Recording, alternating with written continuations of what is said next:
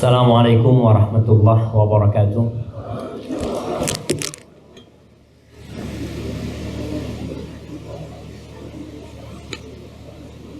Alhamdulillah alladzi bi ni'matihi tatimmus shalihat.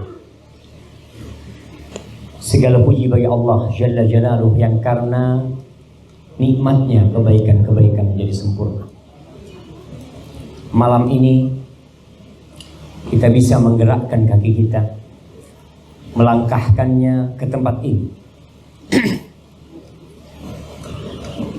Bisa duduk, bisa makan, kemudian bisa menyimak. Itu adalah karunia besar yang Allah berikan kepada kita. Ingat segala kebaikan yang kita rasakan, segala kesuksesan yang kita raih itu murni karunia ilahi. Bukan karena usaha kita, bukan karena ilmu kita, bukan karena kerja keras kita. Jangan sampai ada di antara kita yang seperti Qarun ketika meraih kesuksesan, lalu dia mengatakan innama utituhu ala ilmin indi. Aku bisa seperti ini, itu kan aku punya ilmu. Apa yang terjadi dengan dia? Fa khasafna bihi wa bidaril ardh. Dia bersama rumah dan kekayaannya ditelan. Allah yang melakukan itu. Ketika seorang sombong dengan keberhasilan dan kesuksesannya, maka akhirnya kebinasaan yang dia rasakan. Allahumma salli wa sallim wazid wa barik wa an'im ala sayyidina wa maulana Muhammad wa ala alihi wa ashabihi ajma'in. Ya Allah, semoga salawatmu, salam, berkah dan nikmatmu senantiasa kau curahkan untuk hamba kekasihmu, untuk baginda Nabi kita Muhammad sallallahu alaihi wasallam, untuk manusia terbaik yang pernah menginjakkan kakinya di muka bumi, untuk manusia termulia yang mengajarkan kebaikan kepada umat. Jamaah, sebagian di antara kita mengaku umatnya Muhammad SAW, mengaku cinta kepada Nabi alaihi salatu wassalam, tapi ungkapan cinta mudah di lisan, tapi berat dalam membuktikannya. Rasulullah sallallahu alaihi wasallam beliau mengatakan kepada para sahabatnya, ana faratukum fil haud. Aku akan menanti kalian, aku akan lebih dulu sampai ke telaga, aku akan tunggu kalian di sana. Tapi ternyata ada di antara umat Rasul sallallahu alaihi wasallam yang dihalau dari telaga. Ketika Nabi menanti umatnya sallallahu alaihi wasallam di telaga, belum melihat umatnya dari bekas wudhu mereka. Tiba-tiba tatkala para orang-orang Islam mendekat ke telaga Nabi alaihi salatu wassalam, sama malaikat dihalau, sebagaimana unta-unta tersesat dihalau dari telaga ketika di dunia. Apa jawab Rasul SAW ketika melihat hal itu? Beliau mengatakan, ummati, ummati, umatku, kata Nabi SAW. Malaikat mengatakan, innaka ma tadri ma ahdatsu ba'dak. Engkau nggak tahu apa yang dikerjakan oleh umatmu setelah kau mati. Apa sebenarnya kelakuan-kelakuan mereka? Lalu Nabi mengatakan sallallahu alaihi wasallam, suhqan suhqan. Udah jauhkan mereka. Semoga kita tidak termasuk yang dijauhkan dari telaga Rasul sallallahu alaihi wasallam. Membaca salawat untuk Nabi membangkitkan cinta kepada beliau sallallahu alaihi wasallam. Dan mengingat Nabi juga mendorong kita untuk bersalawat kepada beliau alaihi salatu wasallam. Amma ba'd, jamaah rahimakumullah.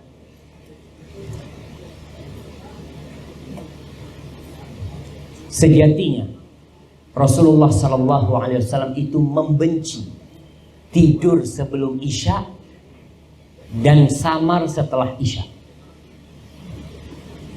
Beliau membenci. Orang yang tidur sebelum isya, kadangkala isyanya lewat.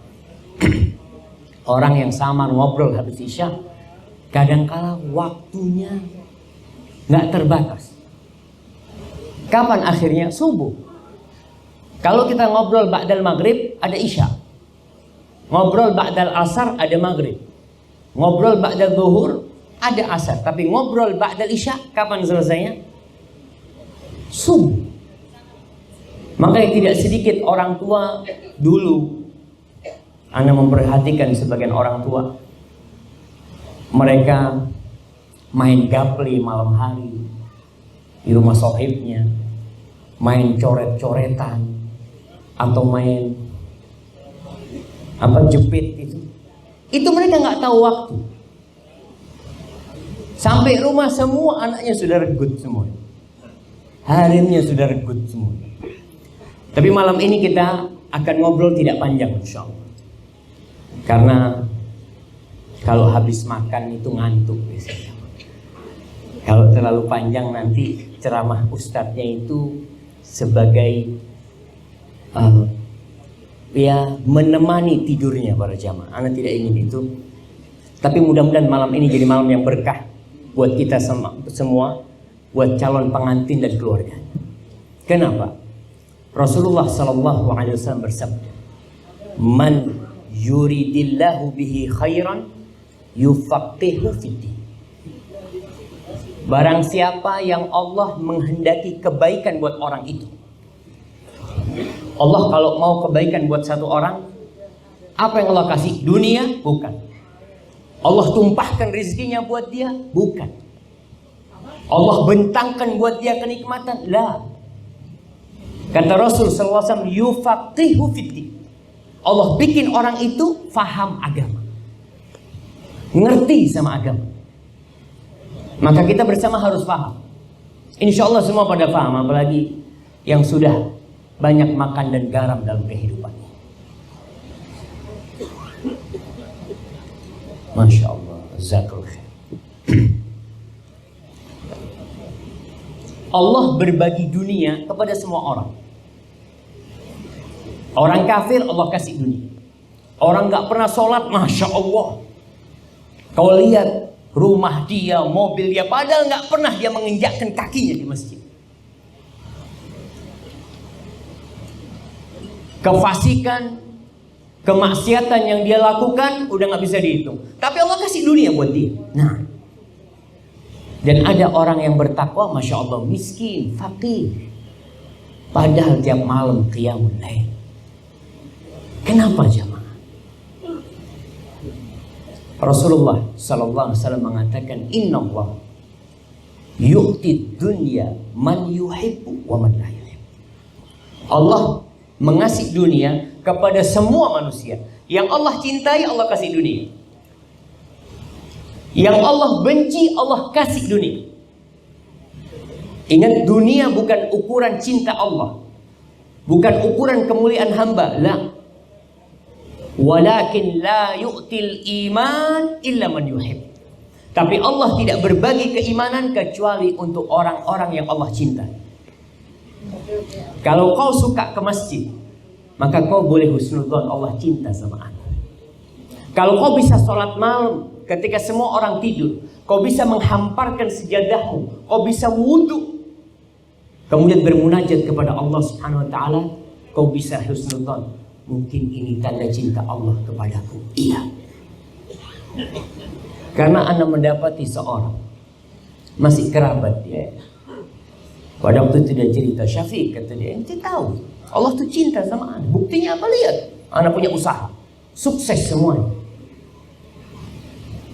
Subhanallah. Itu pandangan orang-orang kafir. Di surat Al-Fajr Allah mengatakan, fa'ammal insanu idza mabtalahu rabbuhu fa'akramahu wa na'amahu fayaqul rabbi akraman. Adapun manusia, kalau Allah berikan kenikmatan kepada dia, Allah berikan kehormatan kepada dia, lalu dia mengatakan Rabbi akraman. Rabbku memuliakan aku. Wa amma idza mabtalahu faqadara alaihi rizqahu fayaqulu rabbi ahana. Tapi kalau disempitkan rizkinya, susah kerjaannya, di PHK, dia mengatakan Tuhanku menghinakanku. Kalla, bukan itu ukurannya. Salah kau punya ukuran. Di surah Al-Kahfi yang kita dianjurkan untuk baca surat Al-Kahfi pada hari atau malam Jumat, Allah mengatakan, Inna ja'alna ma 'alal ardi zinatan lah linabluwahum ayyuhum ahsanu amala. Kata Allah, kami menjadikan semua yang ada di muka bumi perhiasan. Kita sekarang berada di tempat yang Masya Allah indah sekali. Masya Allah, manusia terpana tatkala melihat yang seperti ini. Melihat bangunan-bangunan yang indah, mobil-mobil yang mewah. Masya Allah. Untuk apa semua Allah ciptakan? Linabluwahum ayyuhum ahsanu amala. Kata Allah, untuk menguji siapa di antara mereka yang paling baik amalannya. Lalu Allah jelaskan tentang nilai perhiasan dunia ini. Wa inna la ja'iluna ma 'alaiha sa'idan juruza. Kita akan menjadikan semua yang ada di muka bumi, semuanya. Kau lihat gedung-gedung yang tinggi, rumahmu yang kau bangun, yang miliaran kau keluarkan, mobilmu yang kau kumpulkan, harta yang kau simpan. Bagaimana nantinya kami akan jadikan semuanya itu debu yang halus berterbangan, jemaah. Semuanya akan hilang. Ma indakum yanfad wa ma indallahi baq. Yang ada di diri kalian itu akan hilang semuanya. Semuanya ingat. Wa ma indallah baq. Tapi yang ada di sisi Allah itu yang akan kekal dan abadi. Sekarang apa yang kau persiapkan, jemaah, untuk yang kekal abadi? Ahibati fillah, malam ini anak akan berbicara tentang peran ayah dalam memasukkan anaknya ke dalam surga. Karena banyak orang tua yang bingung kalau anaknya tidak diterima di perguruan tinggi negeri. Bingung kalau anaknya tidak dapat pekerjaan. Tapi kadangkala anaknya jauh dari pintu surga, ayahnya nggak bingung sama anak-anak. Sebagian orang tua berpikir tugas dia itu hanya cari fulus. Bapak hanya seperti mesin ATM.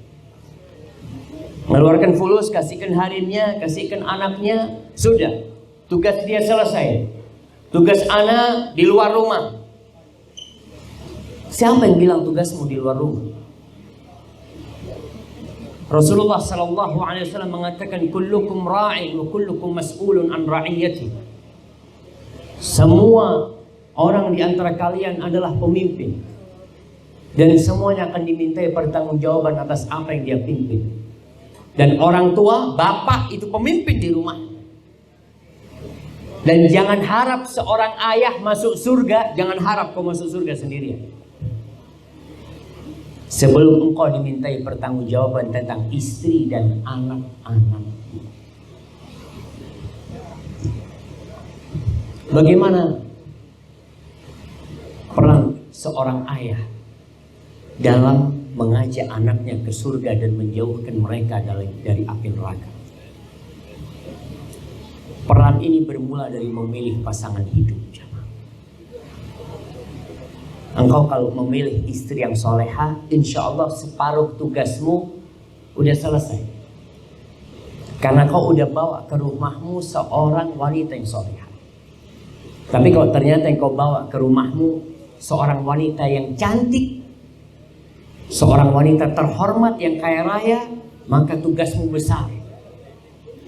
Ingat dengan sabda Nabi alaihi salatu wassalam, man razaqahullahu imra'atan salihatan faqad istakmala nisfa din.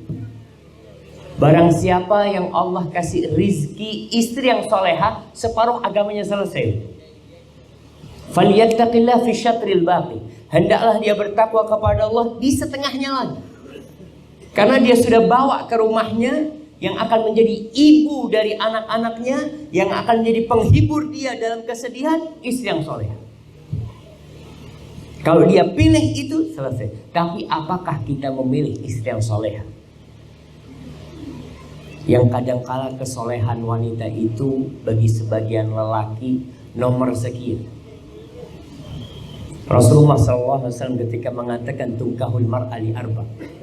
Wanita dinikahin karena 4 hal. Yang pertama, li jamaliha, karena kecantikan.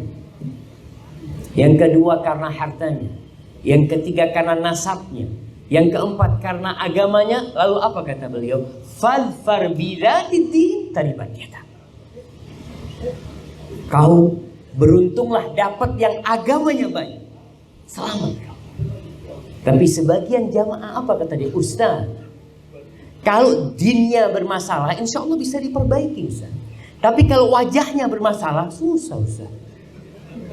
Nggak bisa dipermak. Allahu Akbar. Jamaah, wajah yang cantik itu berapa lama bertahan di rumah kita? Berapa lama antum melihat istri antum takjub? Melihat istrinya datang dari dapur, Allahu Akbar. Nggak ada. Coba lihat harimnya tetangga lewat.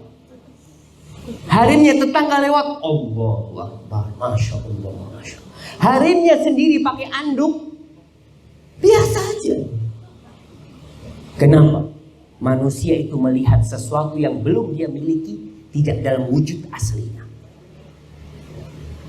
Apabila sudah dimiliki, kembali kepada wujud asli. Jadi kalau berbicara kecantikan, kecantikan itu tidak bertahan lama. Kau akan menikmati wajah istrimu, tidak akan bertahan lama. Sebagian orang yang tidak menundukkan pandangannya melihat orang lain lebih cantik dari istri. Ada istilah, kenapa rumput tetangga lebih hijau dari rumput sendiri. Tetangga sama juga.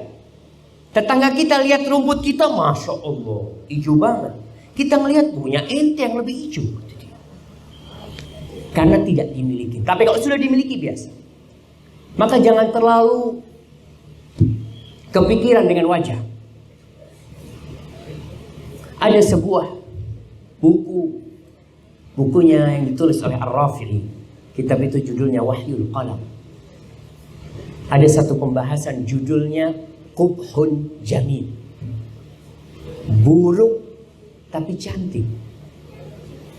Bisa jadi wajah istrimu buruk tapi dia cantik. Karena apa? Karena akhlaknya, karena agamanya. Itu yang akan menemanimu nanti. Maka bapak yang baik, dia memilih istri yang soleh, bukan istri yang cantik. Ustaz, gimana Ustaz? Kalau ini hari Masya Allah, Jamilah, fulus, gabail, terus dayinah, agamanya baik, Alhamdulillah. Tapi nemu di mana harim kayak gini? Kadang-kala kita perlu bercermin cari harim juga. Itu yang pertama. Abul Aswad Ad-Du'ali, salah seorang tabi'in, dia pernah mengumpulkan anak-anaknya. Dia mengatakan, ahsantu ilaikum sigaran wa kibaran wa qabla an tuladu. Wahai anak-anakku, ni Aba udah berbuat baik sama kalian semua. Ketika kalian kecil, ketika kalian besar, dan tatkala kalian belum dilahirkan. Anaknya bingung. Dia mengatakan, Aba, kalau bicara kau berbuat baik kepada kita tatkala kita kecil, nah, kita rasakan kebaikan. Ketika kita sudah dewasa kau berbuat baik, naam, kita rasakan kebaikanmu. Tapi bagaimana kau berbuat baik kepadaku, kepada kita semua, sedangkan kita belum dilahirkan? Apa kata abahnya? Ikhtartu lakum umman la tu'ayyaruna biha. Aku pilihkan buat kalian seorang ibu yang kalian tidak dicela dengan ibu. Subhanallah. Maka di situ peran ayah yang pertama dalam menyelamatkan anak-anaknya dari api neraka, mengajak mereka semuanya ke surga. Siapa yang tidak ingin bersama anak-anaknya ke surga? Ayah aja dengar anaknya di penjara, dengar anaknya tabrakan, hatinya seperti dipotong-potong. Bagaimana kelak di hari kiamat tatkala dia tahu anaknya di dalam neraka, Lalu gara-gara kau yang tidak mendidik mereka dengan baik. Gara-gara ibu buat anak-anak tidak kau pilihkan yang baik. Baik. Kemudian agar menjadikan rumah ini menjadi rumah yang kondusif buat pendidikan anak-anak, hendaklah seorang ayah itu menghargai istrinya. Kau harus tunjukkan bagaimana anak-anak melihat Abah ini cinta sama Umi, Abah ini sayang sama Umi. Jamaah rahimakumullah, cinta itu membuat segala sesuatu indah.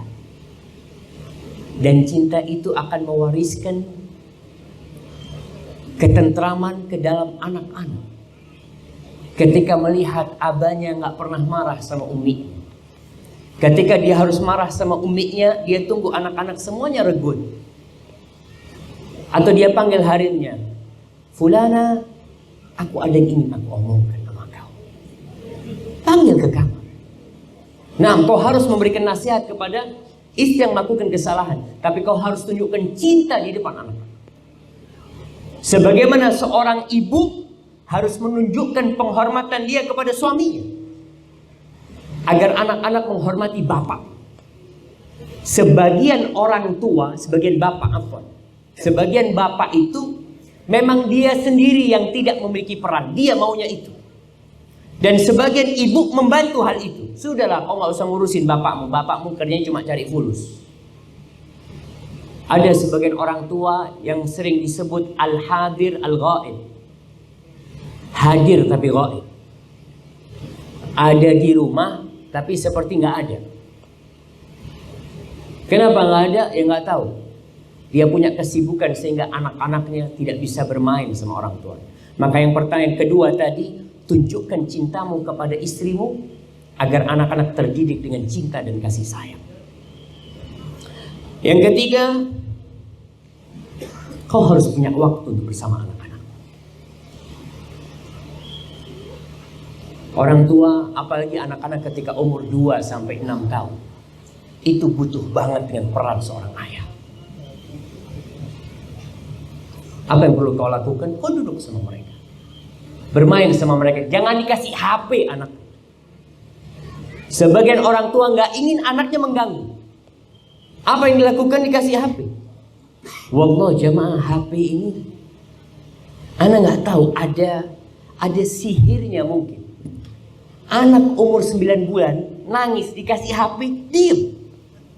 Dia lihat, subhanallah, dia pegang. Bapak-bapak, antum tahu salah satu orang terkaya di dunia, Bill Gates, pemilik Microsoft. Dia mengatakan, anakku sampai umur 14 tahun aku nggak kasih gaji. Sampai umur 14 tahun nggak dikasih. Ini orang kafir. Sedangkan banyak kaum muslimin anaknya 4 SD semuanya punya gadget. Bapaknya fulus, alhamdulillah punya rezeki Ustaz. Kenapa anak nggak bagi sama mereka? Demi kesenangan mereka. Mereka nggak butuh itu. Mereka butuh kau ada bersama mereka. Kau duduk bermain sama mereka, main petak umpet sama mereka. Mungkin seorang ketawa, masa Ustaz bapak main petak umpet? Mau main sama siapa anaknya? Anak-anak sekarang subhanallah yang sehat cuma jempolnya aja. Karena jempolnya aja yang berlatih tiap hari. Kau main sama mereka, makan bersama mereka. Rasulullah Shallallahu Alaihi Wasallam, subhanallah. Dulu ceritanya Walidi sama kira-kira. Dia pesen sama anaknya, nggak boleh anaknya makan di luar, makan di rumah, bareng makan sama abah. Sekarang abah kadang-kala makan sendiri sini, makan di luar, anaknya nggak terurus makan. Rasulullah SAW duduk makan bersama anak istrinya, bukan anak Nabi alaihissalam. Ketika itu anak beliau alaihissalam udah pada besar, udah pada nikah. Ketika beliau menikah dengan Ummu Salamah, beliau makan sama anaknya Ummu Salamah, makan bareng. Dan usahakan makannya satu nampan, bukan satu meja, satu nampan. Karena itu akan membelah semua sekat-sekat yang ada antara engkau sama anakmu. Kalau satu meja makan, apalagi orang kaya ini mejanya besar, satu di pojok, satu di sana. Ada yang mejanya bundel, jadi tinggal diputar makanan itu. Usahakan sekali-kali, kalau tidak tiap hari, kau makan satu nampan, makan di bawah. Bagaimana ketika kepalamu beradu dengan kepala anakmu? Bagaimana ketika engkau mendapatkan daging yang bagus, lalu kau katakan, nah, kau makan ini dari apa? Subhanallah. Itu yang dibutuhkan anak-anak dari seorang ayah. Kau udah jarang ketemu sama anakku, lalu kau tidak mengkhususkan waktu untuk makan bersama mereka. Makan bersama mereka, duduk sama mereka, cerita sama mereka. Dan ini penting. Allah saja memerintahkan kepada Nabi SAW untuk bercerita. Faksusil qasas. Kau cerita sama mereka. Dan anak-anak butuh cerita. Ya Ustaz, kan ibunya sudah cerita Ustaz. Iya, ibunya cerita, alhamdulillah. Kau sekali-kali duduk sebelum tidur, cerita sama mereka. Namun sekali lagi, banyak orang tua yang sampai rumah, anaknya sudah regut semuanya. Ada orang tua yang tidak betah di rumah. Datang syogol habis asar, maghrib udah keluar. Kapan balik? Nanti malam. Sudah regut semua. Jangan. Rasulullah SAW kepada seorang sahabat yang dia menghabiskan waktunya untuk ibadah saja marah. Bukan untuk main-main nih sahabat. Untuk sholat, untuk baca Al-Quran, dipanggil sama Nabi SAW. Beliau mengatakan, inna li nafsika alaika haqqa wali ahlika alaika haqqa. Kau punya hak dan istrimu punya hak, keluargamu punya hak. Di akhir hadis beliau mengatakan fa'ati kulladzi haqqin haqqa. Setiap orang punya hak, kasih hak. Dan ini kadang-kala orang tua tidak peduli. Bagi ibu-ibu, jadikan rumahnya surga, sehingga sang suami betah di rumah. Ada rejal yang gak betah di rumah karena memang komunikasi gak baik sama istrinya. Dia mendapatkan surga di rumah sahib. Dia mendapatkan surga kadang-kala di tempat-tempat yang tidak baik, di kafe, di mana. Maka seorang istri bagaimana menjadikan rumahnya surga, sehingga suami di luar kepingin cepat pulang. Dengan cara apa? Ya insya Allah perempuan tahu dengan cara apa dia menjadikan rumahnya surga. Kemudian yang selanjutnya, orang tua perhatikan sholat. Sholat ini yang awal dihisab pada hari kiamat. Awwalu ma yuhasabu bihil abdu yawmal qiyamah as-sholat. Sholat yang pertama dihisab. Maka sejak kecil ajak anakmu sholat. Jangan disuruh. Disuruh itu mulai umur 7 tahun. Sebelum 7 tahun diajak. Diberdirikan di sebelahnya, bawa ke masjid. Ustaz, umur berapa anak dibawa ke masjid? Ya kau lihat, anak yang sudah tidak mengganggu, udah mulai faham, walaupun namanya anak kecil susah di masjid itu kadang-kadang. Rasulullah SAW bayangkan, beliau bawa cucunya ke masjid. Beliau taruh cucunya Umamah, anaknya Zainab binti Abil As, itu ditaruh di pundaknya jemaah. Soli ini jadi imam beliau. Kira-kira kalau ada seorang ustadz jadi imam bawa anaknya, apa kata jamaah di masjid? Hadza harimnya kemana nih? Masa dibawa anak? Padahal seperti itu Nabi SAW ingin membiasakan anaknya melihat bagaimana orang sholat. Putri itu jamaah, bukan rejal. Yang dibawa sama Nabi itu Umamah, seorang wanita. Kalau Hasan dan Husain, subhanallah, bagaimana Hasan dan Husain bawa ke masjid. Pernah Nabi SAW sholat sujudnya kelamaan, sampai para sahabat itu ada yang bangun dilihat. Kenapa Nabi ini? Ternyata Hasan lagi kuda-kudaan di punggungnya Nabi SAW. Apakah beliau marah? Nah, ini pendidikan pertama yang perlu dilakukan orang tua. Kenalkan mereka dengan Baitullah. Kenalkan. Karena pendidikan qudwah ini lebih penting daripada pendidikan lisan. Kau mau? Baik. Seorang lelaki diperintahkan sholat ke masjid, tapi sholat lelaki yang paling baik itu di rumah. Kata Rasul sallallahu alaihi wasallam, khairu sholatir rajuli fi baitihi. Sebaik-baiknya sholat seorang lelaki itu di rumahnya. Illal maktubah, kecuali sholat wajib, maka di masjid.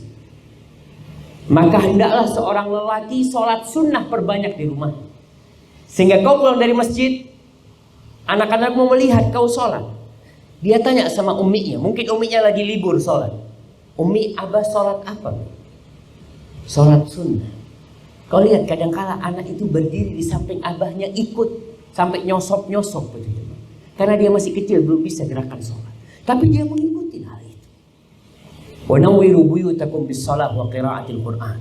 Nih para orang tua, khususnya bapak, karena kau yang bertanggung jawab. Terangi rumah kalian dengan apa? Dengan lampu, dengan listrik. Sebagian orang tua, masya Allah, dia beli lampu dari kristal di ruang tamu, dari kristal di ruang keluarga. Dia beli pencahayaan yang terang sekali. Bukan itu yang dibutuhkan keluargamu. Kata Rasul sallallahu alaihi wasallam, terangi rumah kalian bis shalah wa qiraatil Qur'an. Nggak apa-apa kok gelap gulita, nggak ada listrik di rumahmu, tapi kau sholat dan membaca Al-Quran. Itu sudah terang rumahmu buat anak-anak. Kau bisa bayangkan ketika anak lihat abahnya pegang Quran. Sekarang apa yang dipegang sama abahnya? HP itu. Nah, ngaji. Anaknya disuruh ngaji, abahnya pegang HP. Apa yang terjadi dengan kita jamaah? Tapi itulah kata Rasul, kata Allah Subhanahu wa taala, alhaakumut takatsur hatta zurtumul maqabir. Kalian sibuk dengan memperbanyak harta, memperbanyak. Kau lihat ada seorang yang sampai titik sudah aman kekayaan dia, udah nggak butuh dia menambah hartanya, cukup hartanya buat 7 keturunan, tapi dia sampai ke tingkatan menimbun harta. Alhaakumut takatsur. Sampai kapan? Hatta zurtumul maqabir. Lupa dengan kewajiban-kewajiban menyelamatkan anaknya dari api neraka. Baca Quran jemaah. Kau dengarkan tuh bacaan anakmu. Alhamdulillah anak-anak sekarang jauh lebih pintar dari orang tuanya. Anak-anak hafal doa masuk kamar mandi. Kita ada sebagian yang sampai mati nggak tahu doa masuk kamar mandi. Karena kita nggak mau belajar. Doa masuk masjid, keluar masjid, doa naik kendaraan. Kau ajarin anakmu. Naik kendaraan, nah jangan lupa baca doa. Bismillah, alhamdulillah, Allahu akbar, Allahu akbar, Allahu akbar. Subhanalladzi sakhkhara lana hadza wa ma kunna lahu muqrinin wa inna ila rabbina lamunqalibun. Biasakan anakmu. Siapa pemimpinnya? Kau pemimpinnya. Siapa lagi? Ustaz, anak nggak hafal. Ya kau harus belajar. Kau belajar. Nggak ada kata terlambat buat belajar jemaah. Dan belajar sekarang ini jauh lebih mudah daripada zaman dulu. Maka ingat, itu hak anak kita. Kau sholat, kau baca Al-Quran, ba'dal maghrib umpamanya sama hari mutadarus sama anak-anak. Ustaz, anak-anak udah ada guru ngaji, nggak masalah guru ngaji. Kau panggil guru ngaji, kau bayar mereka. Dan ini bermasalah juga jemaah. Kadang-kala kita kurang menghargai guru agama, guru ngaji. Kalau kau datangkan les privat bahasa Inggris, berapa biasanya dibayar di Cilacap? Privat bahasa Inggris. Berapa jemaah? Miliun. Sampai miliun. Kalau panggil guru ngaji ke rumah, 150, 200. Syukur jemaah. Wallahi kita tidak menghargai agama. Kita nggak menghargai agama itu. Kita hargai dunia dengan harga yang mahal. Padahal bakal jadi debu yang berterbangan. Kok ketika panggil guru ngaji kok tidak hargai mereka? Itu yang terjadi sama kita. Maka mulai saat ini kau lihat, apa yang kau berikan paling nggak sama lah. Kalau kau panggil guru ngaji, kau panggil guru matematika, bilang sama guru ngajinya, Ustaz tolong ajarin anak-anak yang benar. Cukupi kehidupan. Kalau kau sibuk, nggak bisa. Kau sibuk cari dunia. Ada seorang ustadz yang mengatakan, tolong kepada bapak dan ibu ini, pahalanya jangan dikasihkan kepada guru TK semuanya. Si ibu sibuk, masak, sibuk, belanja macam-macam, tapi dia panggil guru yang ngajarin anaknya. Si bapak seperti itu, akhirnya pahalanya diambil semuanya sama guru TK.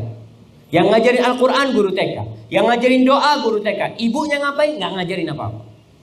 Bapaknya ngapain? Nggak ngajarin apa-apa. Maka perhatikan, baca Quran di rumah sama anak-anakmu. Ustaz, anak nggak bisa baca Quran, Ustaz. Mungkin ada sebagian orang tua. Nggak apa-apa, kau duduk dengarkan anakmu. Kau bikin anakmu bangga, abahku dengarkan aku baca Quran.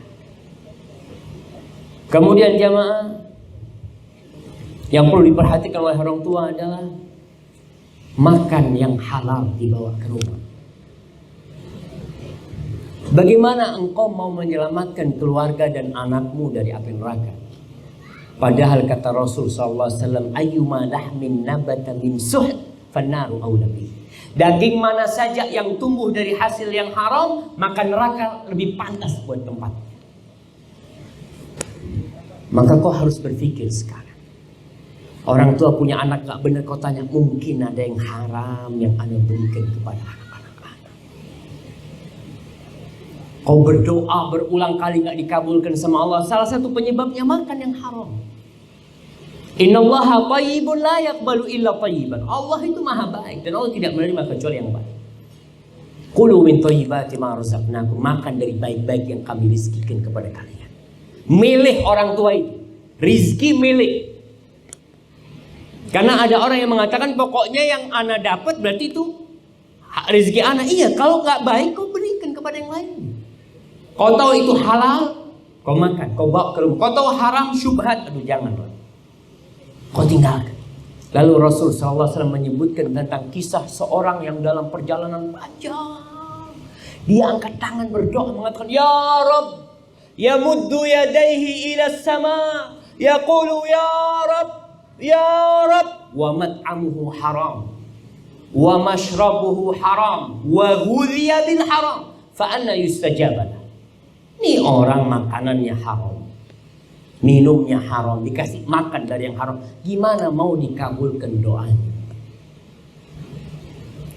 Dan satu makan haram yang dianggap remeh oleh sebagian kita dan yang menyebabkan umat Islam hina, itu riba.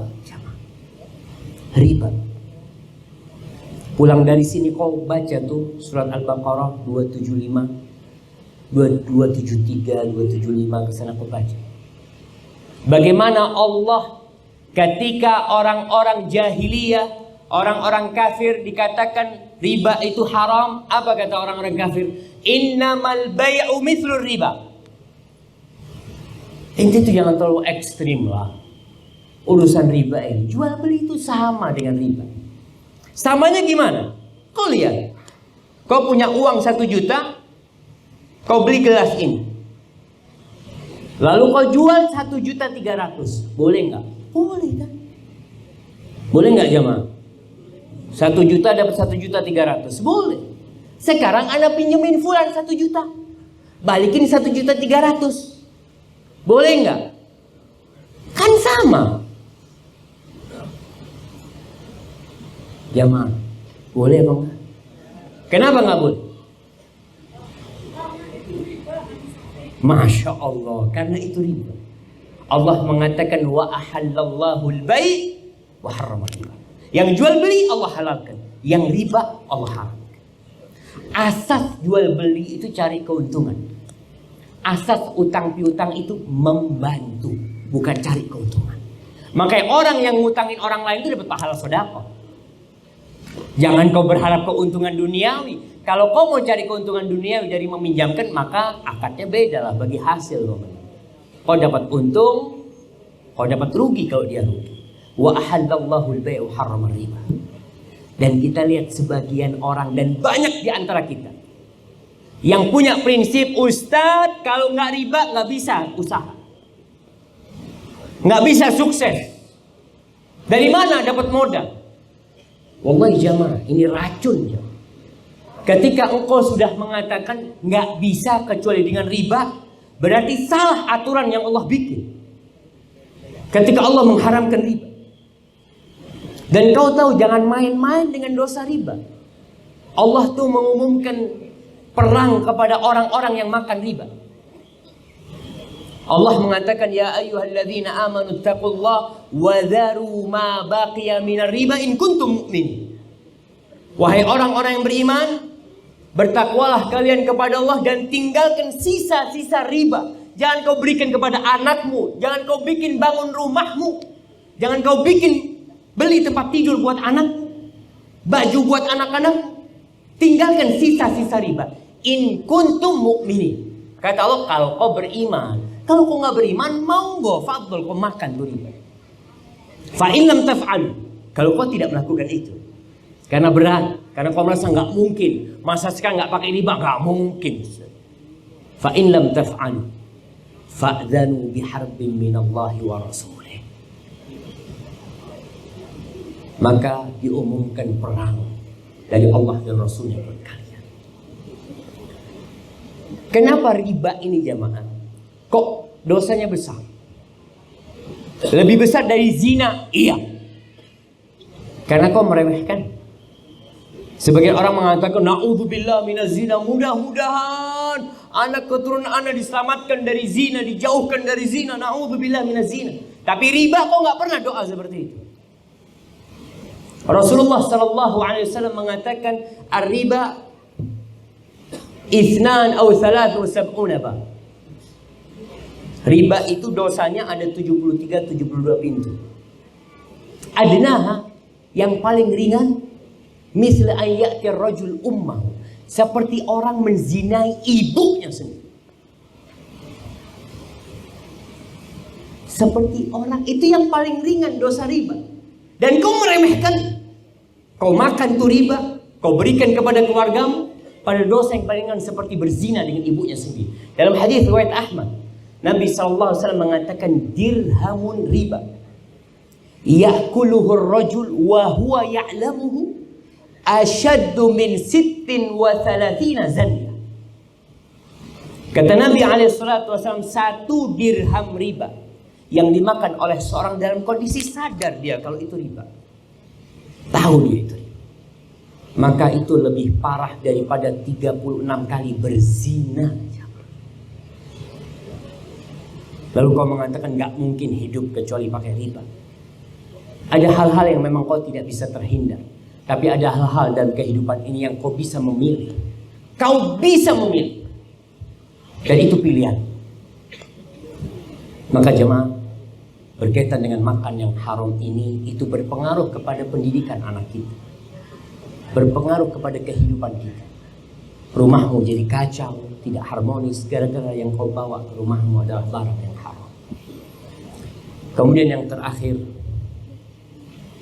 Allah menjadikan peran orang tua mendidik anaknya ini tanpa batas. Artinya peran orang tua itu bukan dengan anaknya zuat, selesai peran orang tua, sudah zuat anak-anak, udah lepas tanggung jawab anak. Enggak, jangan. Karena pangkat anakmu tetap anak buat engkau. Dia umur 60 tahun, kau lihat melakukan kemungkaran, tetap anakmu. Tetap anakmu. Rasulullah SAW setelah Fatimah menikah dengan Ali bin Abi Thalib, beliau itu malam hari kadang-kadang datang ke rumahnya Fatimah. Tengah malam nih, bukan tengah malam, sepertiga malam. Diketuk rumahnya Fatimah. Ala tusalliyan, kalian gak bangun sholat malam? Bayangkan. Jadi orang tua tidak berhenti perannya menjadi penanggung jawab. Mungkin berkurang iya karena sudah ada suaminya kalau anaknya putri. Tapi kalau anaknya laki, terus dia bertanggung jawab atas mereka. Sebagai penutup, Anda bacakan firman Allah, ya ayyuhalladzina amanu qu anfusakum wa ahlikum nar wa quduhan nas wal hijarah 'alaiha malaikatun ghiladun shidad la ya'suna Allah ma amarahum wa yaf'aluna ma yu'marun. Kata Allah, wahai orang-orang yang beriman, ingat, panggilan ini hanya untuk yang beriman. Yang tidak beriman, tutup kuping. Allah itu punya keinginan berbuat baik kepada hamba-hamba yang beriman. Di dalam Al-Quran itu insya Allah ada 89 kali Allah mengatakan ya ayyuhalladzina amanu, ya ayyuhalladzina amanu. Dipanggil kita. Tapi banyak di antara kita yang belum melewatin hal itu. Kau baca. Di ayat ini Allah mengatakan, wahai orang-orang yang beriman, selamatkan diri kalian dan keluarga kalian dari apa? Dari kelaparan, dari kebodohan, dari buta baca, buta huruf, dari api neraka. Yang api neraka itu bahan bakarnya adalah manusia dan batu bara. Na'udzubillah min dzalik. Mudah-mudahan kita bisa mengambil peran kita. Dan peran ibu tidak bisa dipungkiri. Ibu adalah madrasah pertama buat anak-anaknya. Hadza wa sallallahu ala nabiyina Muhammad wa ala alihi wasallam. Kalau mungkin ada pertanyaan, tafadhal. Ana serahkan kepada Ustaz Yasir. Fadhal Ustaz Yasir. Ada jamaah udah pada ngantuk ini.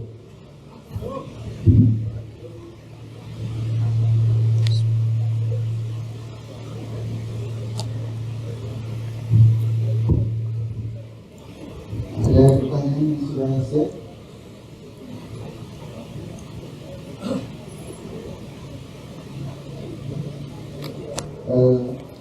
Mungkin daripada waktu tersia-sia, kita agak lesan nggak apa-apa untuk memulai sekarang.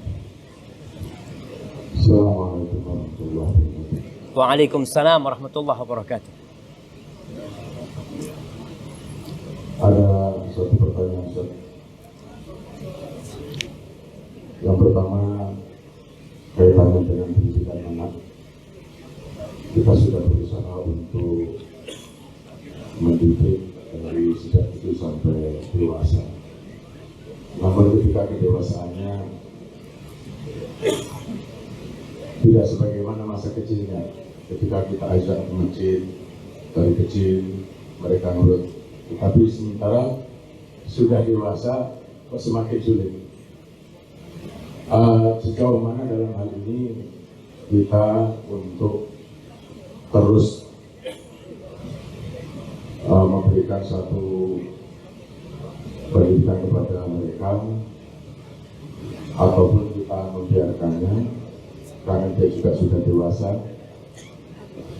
atau kita terus untuk memberikan dia dengan hal-hal yang mungkin dengan cara yang keras, atau supaya mereka bisa melaksanakan sebagaimana masa kecil.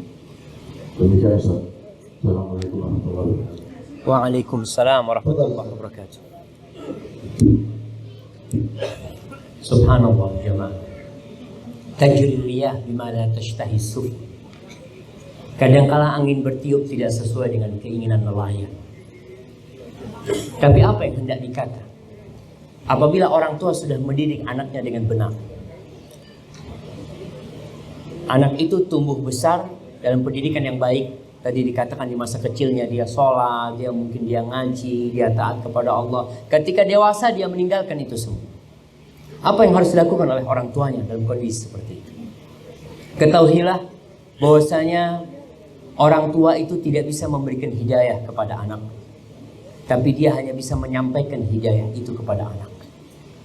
Apabila orang tua sudah menyelesaikan tugasnya, artinya dia mendidik anaknya sejak kecil sesuai dengan perintah. Karena ada orang tua yang baru mendidik anaknya telat. Baru nyuruh anaknya sholat umur 10 tahun umpamanya. Padahal seharusnya disuruh umur 7 tahun. Nah, tapi ketika dia telat maka dia harus banyak-banyak istighfar. Ketika semua tugas sudah dia laksanakan dan anaknya tidak benar, tidak berhenti tugas orang tua. Apakah harus ngerasin dia? Udah gak bisa. Berbeda. Ketika dia kecil, orang tua masih kuat, bisa memukul dia. Nabi SAW mengatakan, muru auladakum bisolah li sab'in wadribuhum alaiha li ashri. Pukul anakmu kalau nggak sholat, umur 10 tahun kau pukul. Tapi ketika dia sudah besar, memukul dia tidak menjadi solusi. Yang ada anak-anak kalau dipukul kabur dari rumah, pergi dari rumah meninggalkan rumah. Dan mungkin itu akan lebih merusak dia. Maka tugas orang ketika itu pendekatan sama anaknya. Tadi jamaah, bagaimana supaya orang tua ini didengar sama anaknya, Maka kau harus dekat sama mereka sejak mereka kecil. Anak itu kalau ada apa-apa ngobrol sama orang tua. Sekali-kali kau ajak anakmu mancing. Mancing sama anak ketika dia kecil. Hanya untuk berdekatan sama dia. Hanya sekedar untuk mengajarkan masang cacing sama dia. Si anak mendapatkan bahwasanya orang tuanya perhatian sama dia. Tapi ada orang tua yang gak peduli sama anaknya. Sehingga ketika anaknya dewasa gak mau dengar dari abahnya. Karena kau memang sudah tidak dekat sama dia. Maka setelah anak-anak dewasa, tetap kau kasih nasihat. Seperti Nabi Nuh alaihissalam. Beliau gak pernah berhenti sampai ketika air meluap dan hujan turun. Beliau mengatakan kepada anaknya, ya bunayya arkam ma'an. Anak, ayo naik sama kita. Bukan berarti udah dewasa, udah selesai tugas itu. Tidak, tetap dibantu dengan doa. Karena semuanya sudah ditetapkan sama Allah sebelum penciptaan langit dan bumi ini 50.000 tahun. Maka doa yang perlu dikuat ketika anaknya jauh dari ketaatan. Orang tuanya yang harus lebih taat sama Allah, lebih dekat sama Allah. Dan jangan takut jemaah. Ketika orang tuanya soleh, insya Allah Allah jaga anak-anak. Ingat di surat Al-Kahfi, bagaimana Allah menjaga harta milik dua anak yatim. Kenapa? Fakana abuhuma wa kana abuhuma sholihan. Bapaknya itu orang soleh. Maka tadi terus berdoa memohon kepada Allah. Disodakoin anak. Artinya kau sodakoh sebagai bentuk tawasul sama Allah buat anak-anakmu. Ya Allah, aku sodakoh, ya Allah, ini wakaf buat masjid, aku minta kau perbaiki anak hamba, ya Allah. Kau puasa Senin Kemis, kau minta, ya Allah, aku minta kau kabulkan doa hamba, perbaiki anak hamba.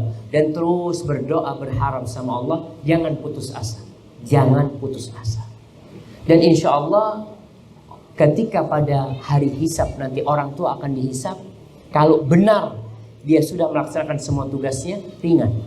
Tapi kalau ternyata ada kekurangan, ya kau yang akan mendapatkan hukuman dari Allah SWT. Hadza wallahu a'lam. Nah,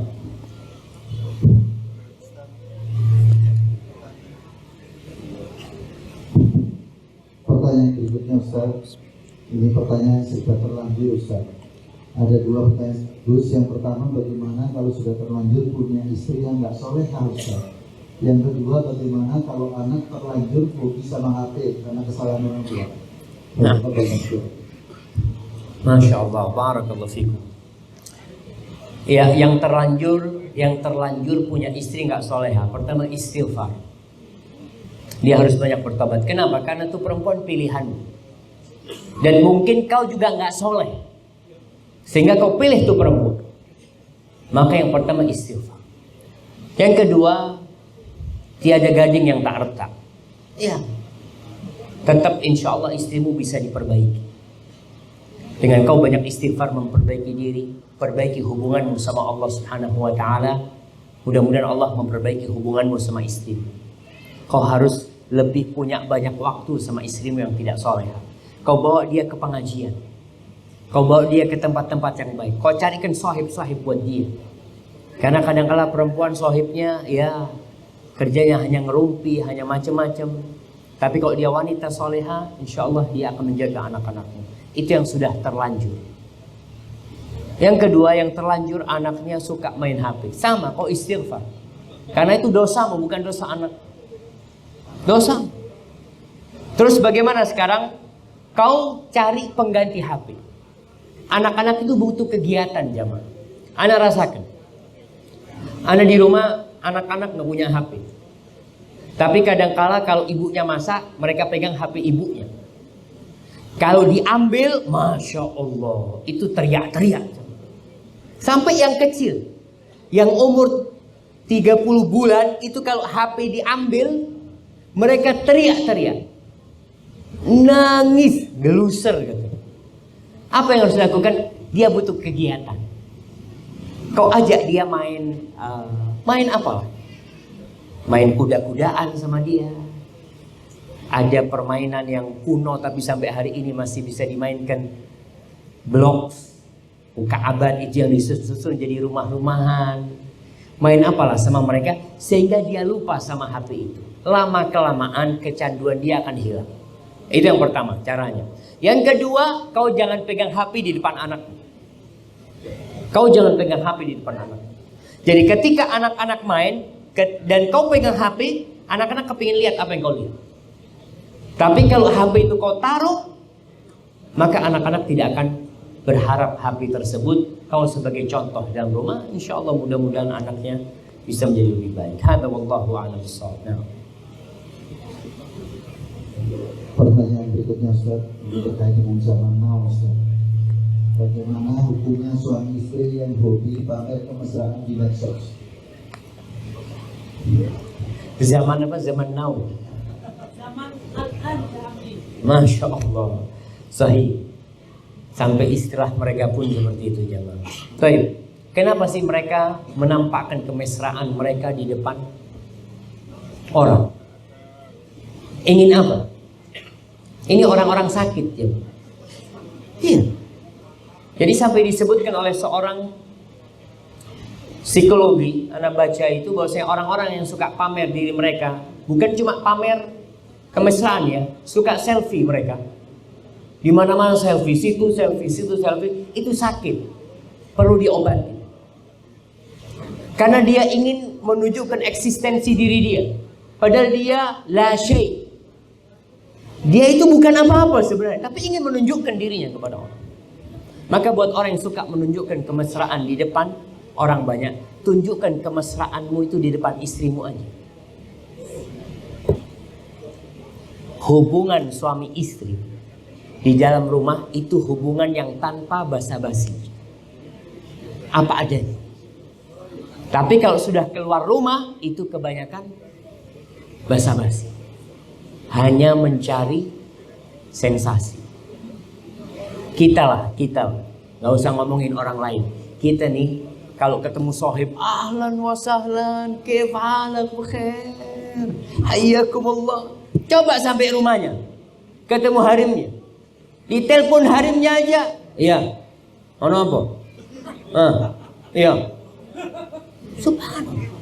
Tapi kalau sohibnya yang telepon, masya Allah, kayak masuk surga. Basa-basi, tapi sama harimnya nggak ada, apa adanya. Sehingga disitulah Rasulullah SAW mengatakan khairukum li ahli. Orang yang terbaik di antara kalian itu yang paling baik sama harimnya, bukan yang sama sahibnya, bukan sama harimnya. Maka kalau ingin menunjukkan kemesraan, kau tunjukkan. Tidak perlu kau pamer kepada orang lain, tapi kau pamer kepada keluargamu sendiri kalau kau memang orang baik. Hadza wallahu a'lam bishawab.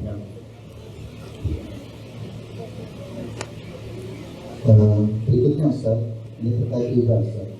Kalau riba itu haram dan dosa, berarti kan kita nggak boleh kerja di bank yang ribawi Ustaz.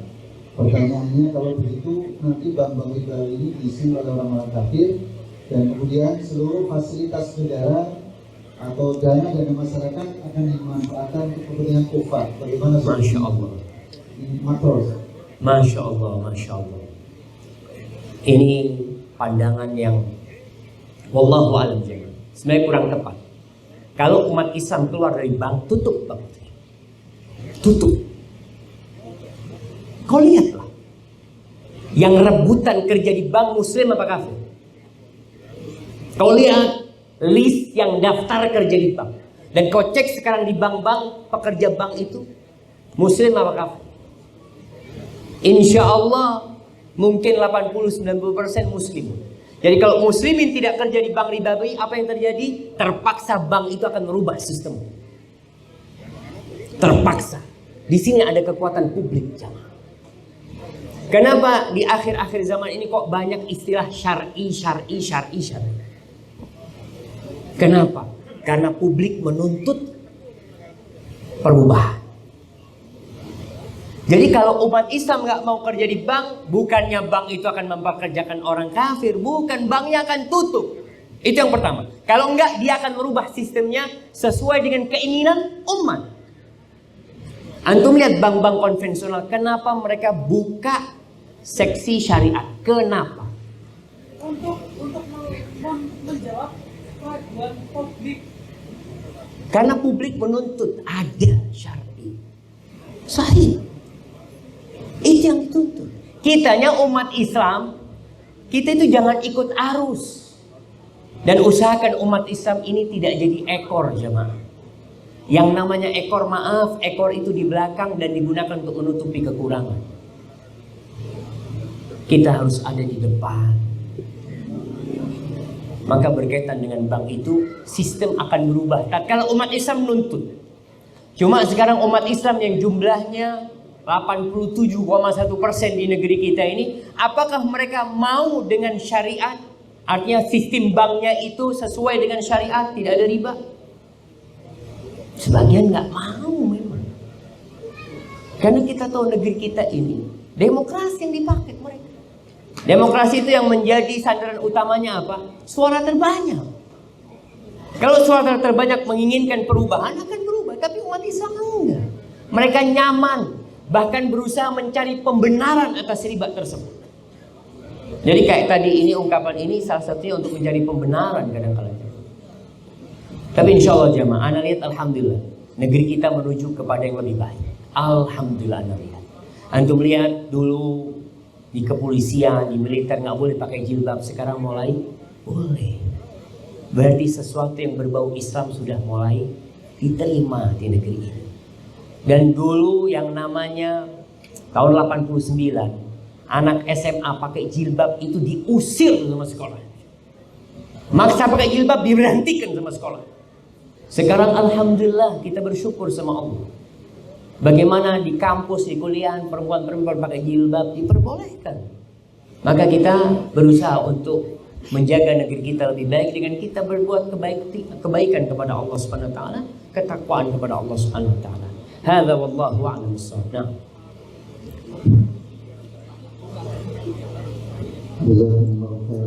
Pertanyaan berikutnya, bagaimana hukum untuk orang tua yang terlalu mengekang anaknya yang sudah dewasa?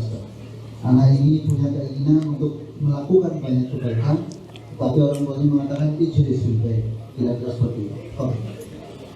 Masya Allah, masya Allah. Iya. Orang tua perlu tahu dengan kondisi sekitar. Orang tua punya kewajiban memprotek anak. Tapi dia harus tahu bahwa anak itu suatu hari akan keluar, mau tidak mau. Mau tidak mau. Apalagi kalau dia anak laki yang memang tugasnya nanti bakal di luar. Dan orang tua yang suka mengekang anaknya itu akan menjadi beban buat anaknya. Selama keinginan anaknya tidak bertentangan dengan perintah Allah dan Rasulnya, berikan. Berikan kepada mereka. Dan orang tua dalam mendidik anaknya juga harus mengikuti perkembangan zaman. Tidak seperti dulu lagi yang terjadi. Di Jember ada satu jamaah punya anak SMA, kalau nggak salah, dia minta motor sama abahnya. Minta motor, bah, anak mau pakai motor, bah, ini tuh. Abahnya, jelas nggak perlu. Berbulan-bulan anaknya itu minta, dan abahnya mampu. Dan butuh anaknya dengan motor tersebut. Akhirnya anak itu naik motor di rumah. Dia naik motor sendiri. Gila anaknya. Stres anaknya. Maka tolong orang tua perhatian dengan kondisi anak.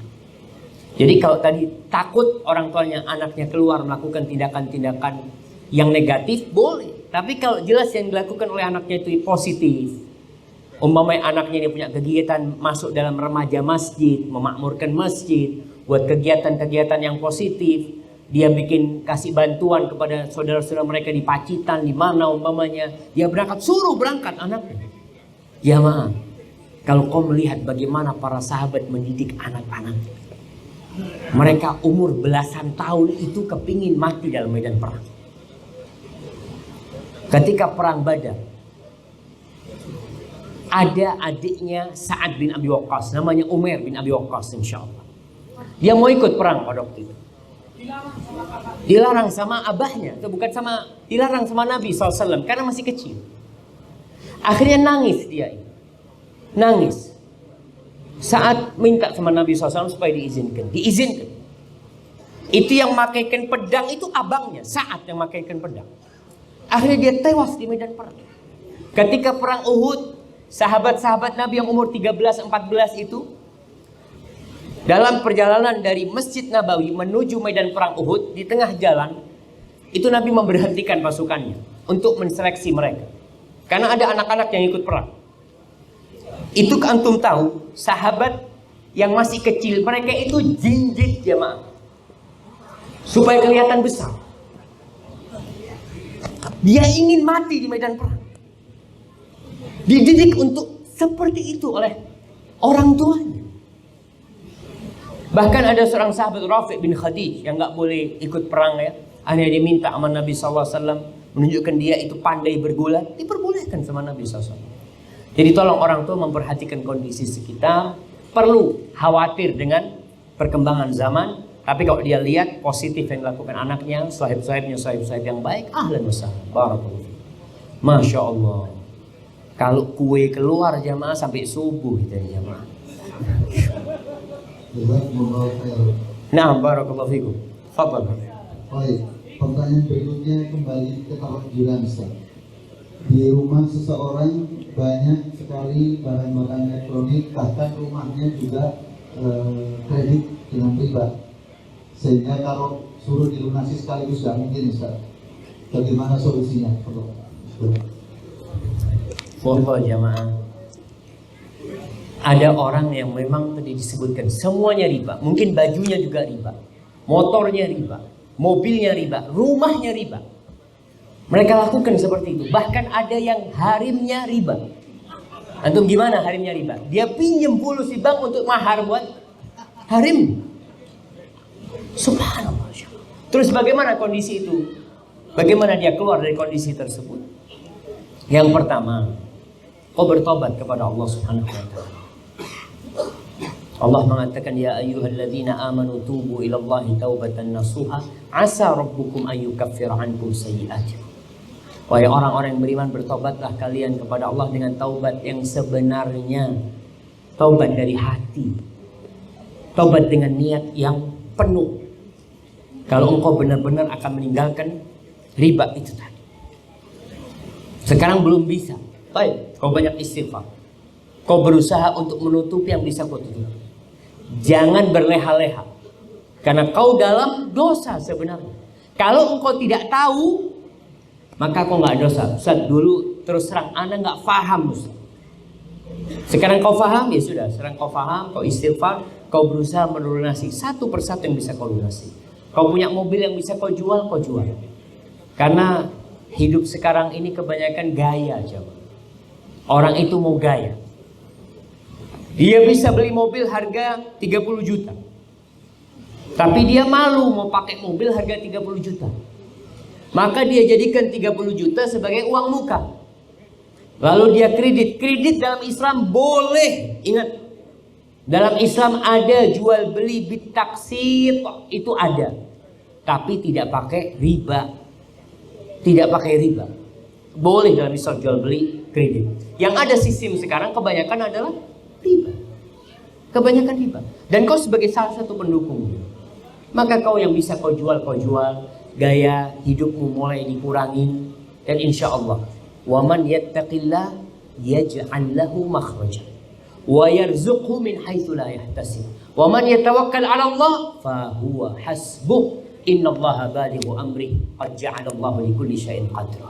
Mungkin solusinya nggak langsung datang. Semua sudah ada ketentuannya sama Allah. Kau tinggal nunggu. Aku sudah jalani ya Allah.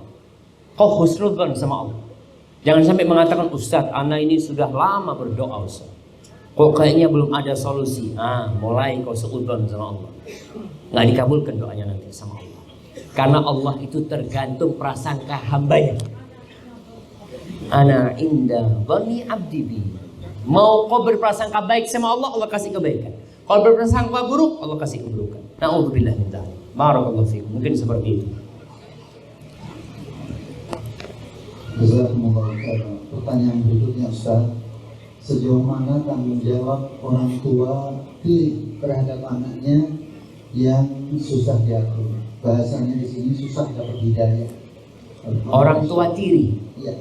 Bapak tiri, mungkin anak tiri ya, anak tiri. Anak istrinya kalau itu ya. Baik. Tadi Rasul SAW mempunyai beberapa anak tiri, anak istri. Bagaimana Rasulullah SAW mendidik mereka? Beliau mendidik mereka dengan cinta SAW. Perlu kedekatan. Kadangkala anak tiri itu merasa keberadaan kau itu mengganggu mereka. Engkau hanya merintah, nyuruh, marah sama dia. Kau harus ganti yang seperti itu. Kau jadikan dia sebagai anakmu. Apalagi kalau dia anak yatim. Artinya bapaknya meninggal dunia. Sejatinya anak tiri jamaah itu tetap tanggung jawab bapaknya juga kalau bapaknya masih hidup. Nih ingat, bapak-bapak yang bercerai, yang punya anak, yang anaknya itu hidup sama ibunya, tetap kau punya tanggung jawab sama tuh anak. Jangan berpikir karena ikut ibunya yang tanggung jawab. Kau bertanggung jawab. Bertanggung jawab apa? Semuanya. Nafkah, pendidikan, kau tetap bertanggung jawab. Tapi dengan keterbatasan kalau memang dia jauh dari dirimu. Maka bagi orang tua yang punya anak tiri yang tadi dikatakan susah dapat hidayah, maka berusaha tetap menjaga hubungan baik sama dia, makan bersama mereka, duduk sama mereka, kemudian kasih hadiah mereka, didik mereka dengan cinta dan kasih sayang. Sisanya serahkan sama Allah Jalla Jalaluhu. Wallahu a'lam bishawab. Kita sampai jam berapa Ustaz ya? 2 pertanyaan lagi Ustaz. 2 pertanyaan lagi, tenang jamaah, 2 pertanyaan lagi. Nanti setelah kembali ya. Baik Ustaz, pertanyaan berikutnya masih kembali soal riba. Bagaimana hukum seseorang yang menggunakan mobil dinas yang dibeli dengan riba Ustaz? Mobil dinas kan bukan urusan dia. Itu mobil yang dia dapat dari dinas dia dan bukan dia yang riba sebenarnya. Dia tidak melakukan riba sebenarnya. Dia menggunakan kendaraan yang dia dapat karena dinasan dia. Allahu a'lam, kayaknya ada masalah ketika itu sebagai tidak ada peran langsung dia dalam urusan riba itu sendiri. Hadza wallahu a'lam, walaupun mungkin lebih baik berhati-hati. Baik, yang terakhir Ustaz, masih terkait dengan masalah pendidikan orang tua terhadap anak, sehubungan dengan keterbatasan dirinya di dalam ilmu agama, maka orang tua kemudian menyekolahkan ke sekolah-sekolah yang memberikan bobot pelajaran agama cukup banyak. Dan sepertinya setelah demikian orang tua merasa selesai tugasnya. Bagaimana nasihat kepada orang tua seperti ini? Subhanallah jemaah. Iya, di antara perkembangan Islam yang menyenangkan di negeri kita ini, banyaknya sekolah-sekolah Islam. Sekolah-sekolah Islam yang berkualitas. Dulu sekolah-sekolah yang bagus itu sekolahan Katolik. Antum lihat di mana-mana. Banyak pejabat-pejabat Muslim, orang-orang kaya itu sekolahnya di sekolahan Katolik. Sekarang alhamdulillah banyak sekolah Islam. Dan banyak orang tua dulu menyekolahkan anaknya ke pesantren itu kalau anaknya nakal. Seakan-akan pesantren itu bengkel buat anak nakal. Dan anak merasakan teman-teman anak di pesantren itu ada yang minum, ada yang gak sholat sama orang tuanya. Ketika anaknya gak benar, angkat tangan orang tuanya, fadhol, anak masukkan pesantren. Dengan harapan anaknya lulus jadi ustaz. Enak banget orang tua seperti itu. Kau ngurus anak satu gak bisa. Di pesantren satu ustaz ngurus 20-30 anak. Lalu kau merasa angkat tangan, tidak mau mendidik anakmu. Maka bagi orang tua yang memasukkan anaknya ke dalam pesantren gak masalah. Ke sekolah agama gak masalah. Tugas dia selesai belum? Tugas dia mengevaluasi pendidikan anaknya di pesantren. Pulang dari pesantren, duduk sama anaknya. Apa yang kau pelajari nak? Apa kau ingin tahu nak?